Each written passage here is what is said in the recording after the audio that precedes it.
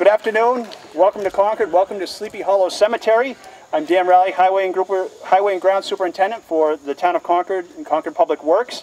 On behalf of myself and the Town of Concord, I'd like to welcome you to Sleepy Hollow Cemetery. We are pleased to have been selected as a destination for the 2017 Rendezvous event and recognize it's the first time it has been hosted in New England since it began 21 years ago. We are excited to share the dedication of Thoreau's final point marker with you all today. I want to thank the organizing committee for selecting Concord for this event and commend them on their planning and coordination efforts.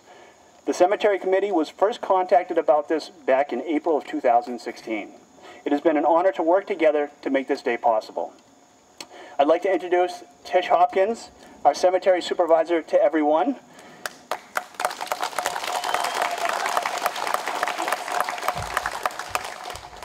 Tish and I, along with a 5-member cemetery committee, oversee the maintenance and operation of the 3 town cemeteries.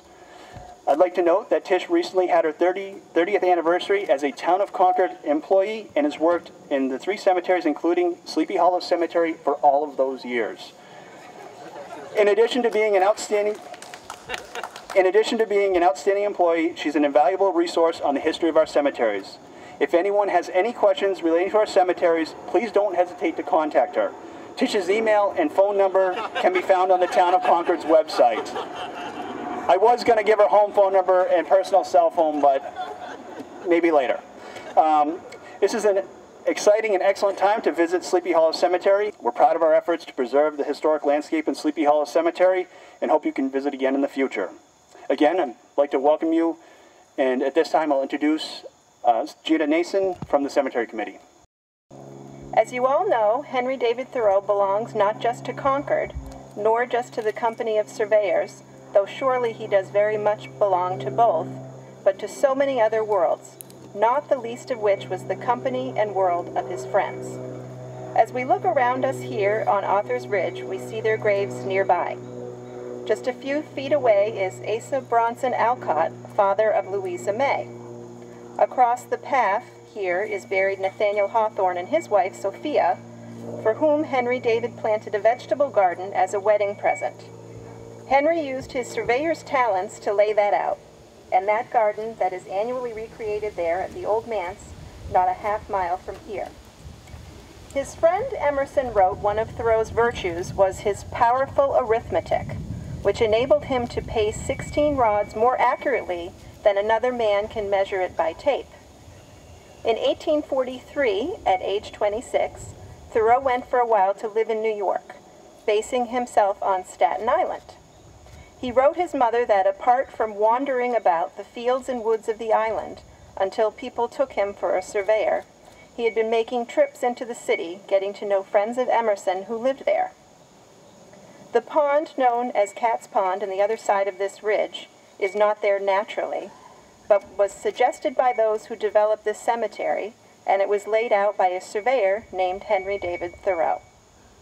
This natural amphitheater in which we now stand, the first part of Sleepy Hollow Cemetery, was inaugurated in 1855. But 7 years later, when Henry David Thoreau died and was buried, his remains were not placed here, but in the family plot some few hundred yards towards the town center where his brother John, his sister Helen, and his father were all buried, in what was then called the New Burial Ground. Thoreau's relatives on his mother's side, the family name was Dunbar. All are still buried there in the second lot from the street along the western edge of the cemetery. It is uncertain when Thoreau's remains were moved from that original grave to the present Thoreau lot where we stand today. The town's books do not show any record of the removal of Thoreau's remains from that site to the present one, nor do the local undertaker's records. It's believed that Henry's sister Sophia, the last survivor of the Thoreau family, presided over the move perhaps in 1872 when their mother died, or in 1873 before she moved away to Bangor, Maine in May of that year. There is, however, a diary of a visitor to Concord, a Mr. Calvin Green, a correspondent of Thoreau's from Michigan. This somewhat helps us solve the mystery. Mr. Green came to Concord twice after Henry's death, first in September of 1863, and then 11 years later in 1874. He wrote, went around west and north to the village, and then to Sleepy Hollow Cemetery. I found all the Thoreau graves, their remains having been removed since my visit 11 years ago, up back on a little shaded hill. So sometime between 1863 and 1874, the remains were moved. After Henry's death in 1862, Alcott wrote, "Fair figures one by one are fading from sight. Thoreau, once the central figure in our landscape, has disappeared from it, and Hawthorne no longer traverses the hilltop near my house." But Emerson's hope was that these friends in life would be buried near one another, as indeed they are today. Alcott and his family right next door, as it were, Hawthorne and his beloved across the path, and Emerson and family just down the path a bit. I think that all of Henry David's friends would be pleased that the Surveyors Historical Society have chosen to honor his memory as you are doing today. And so, on behalf of the Concord Cemetery Committee and the town of Concord, we want to thank you and to say we are glad you have come. I'm Kurt Sumner. I'm the Executive Director for National Society of Professional Surveyors. I am a Virginia surveyor.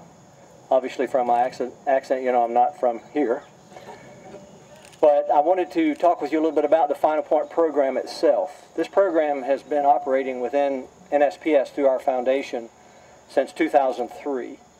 We work in concert with Bernson International. All surveyors know who Bernson is, the marker makers. And so they worked with us to start this program to honor surveyors for their works and to memorialize them in accordance with the wishes of their families.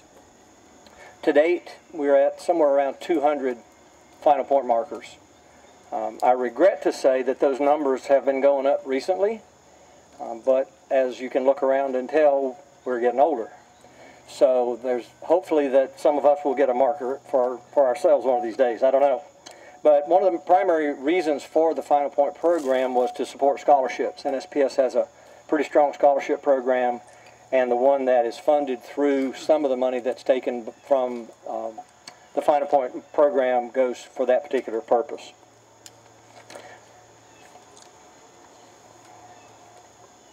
For NSPS, for me to be here today is an amazing honor. To think that amongst our profession, someone of the renown of a Henry David Thoreau, and to have a marker set for him through our program makes us really, really proud as an organization and certainly as individuals. Thoreau had surveyor characteristics from what I've read. I tried to do a little research about him. He was self-sufficient, apparently, detail-oriented. We surveyors know what that's all about. Self-motivated, as are we. And some would say opinionated. Now, perhaps there are no surveyors here who think we're opinionated, but obviously we are. And reclusive. I had a surveyor say to me once, I thought I became a surveyor so I never had to talk to anybody again. So he had those characteristics. So on behalf of NSPS and the NSPS Foundation and Bernson Markers, I want to thank the Historical Society, the cemetery, the committee, the funeral home for the podium. I'm thanking everybody. I sound like a politician. Particularly the Surveyors Historical Society. You guys do such amazing work by creating these projects that honor all kinds of different things related to our profession, and you go all over the country doing that. It's just amazing the work you're able to accomplish, and I'm very proud to say that I am a member of the Surveyors Historical Society. I would be remiss if I didn't point him out, and there he is, David Ingram. Put in all the sweat equity for getting the marker in the ground. Wave to the crowd, David.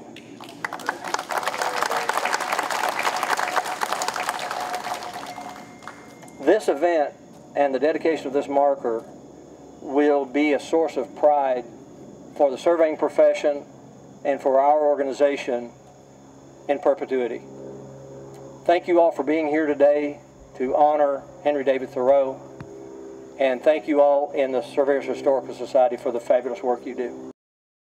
In my experience, most people remember Thoreau, if they remember him at all, as that guy who lived in a cabin for a couple of years and then wrote a book about it. Those that are more familiar with Thoreau remember him as a poet, a philosopher, an author maybe, or a teacher, or an environmentalist, or even a pencil maker. But when I've told people outside of Concord and the immediate area that he was a surveyor, I usually get a response along the lines of, "Really? I didn't know that."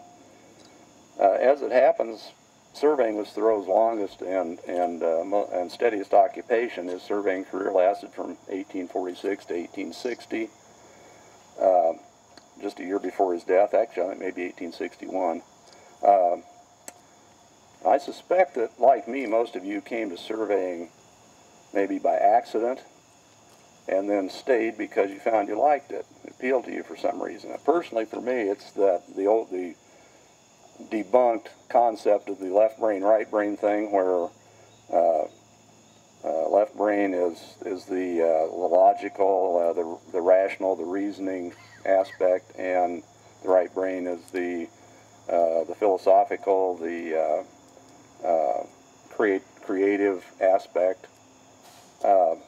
And I think that's what makes surveying so appealing, is because you have to use both of those concepts to solve surveying problems. There's a lot of creativity involved in land surveying, as well as a lot of analysis and logic. We know Thoreau had the imagination and the creativity, but he also studied geometry and algebra, studied calculus at Harvard. So he knew his math, he knew the logical aspects of it too. I'm going to read a section here that this is from an August 1862 issue of the Atlantic Monthly, which is just Thoreau died in May of 1862. So just shortly after his death, Emerson wrote of Thoreau, "A natural skill for mensuration, growing out of his mathematical knowledge and his habit of ascertaining the measures and distances of objects which interested him, the sizes of trees, the depth and extent of ponds and rivers, the height of mountains, the airline distance of his favorite summits. This and his intimate knowledge of the territory around Concord made him drift into the profession of land surveyor."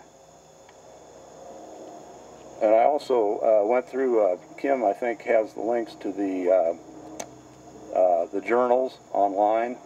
I went through some of those and I picked out I did some searches and I picked out some entries from his diary that refer to surveying. So I'm going to read some of those. I detected a new nest close to the top of the tallest white pine in the swamp.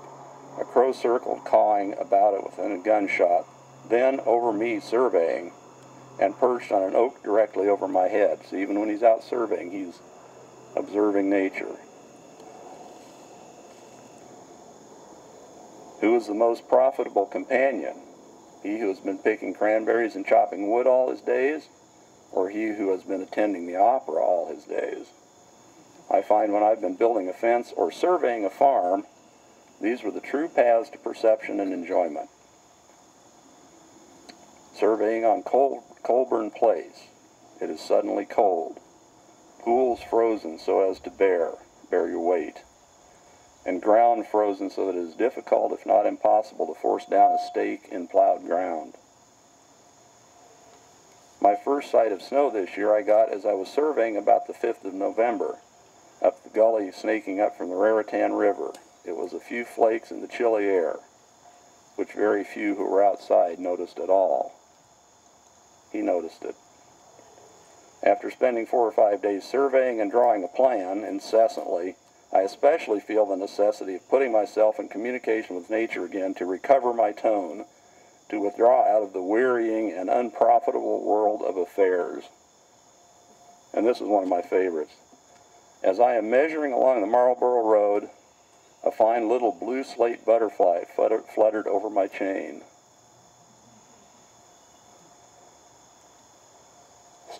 Surveyors like points. We talk about, people say, I want you to run my lines, but what we really do is we look for and set points, and those define lines, but the points are what we're interested in. We spend a lot of time finding points, setting points, measuring between points. Surveyors Historical Society is particularly fond of points. We've set points at our rescued Bilby Tower in Osgood, Indiana. In 2013, we reestablished the southernmost point of Philadelphia and a point at the original location of the astronomical observatory used by Mason and Dixon. 2 years ago in Bellingham, Washington, we rehabilitated a number of monuments on Susha Island. Last year at the Lake George Rendezvous, we set 2 monuments to honor Verplanck Colvin. And this year here in Sleepy Hollow Cemetery, to dedicate another point, a point to honor one of our own, Henry David Thoreau, the land surveyor.